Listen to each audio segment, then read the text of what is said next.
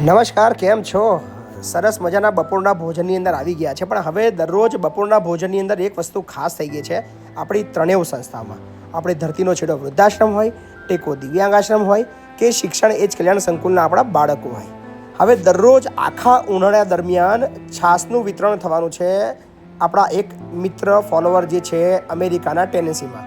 સો એમના તરફથી આપણને સંકુલ અને વૃદ્ધાશ્રમ અને દિવ્યાંગ આશ્રમમાં છાશનું વિતરણ દરરોજ ભોજનની સાથે આપવાનું છે.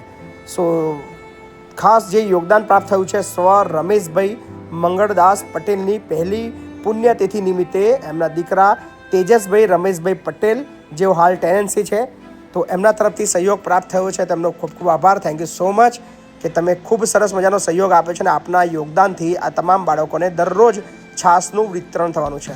સો આપણા વૃદ્ધો હોય, આપણા વડીલો હોય કે આપણા દિવ્યાંગો હોય, તમામને બપોરની અંદર ઠંડી ઠંડી સરસ મજાની છાશ મળવાની છે.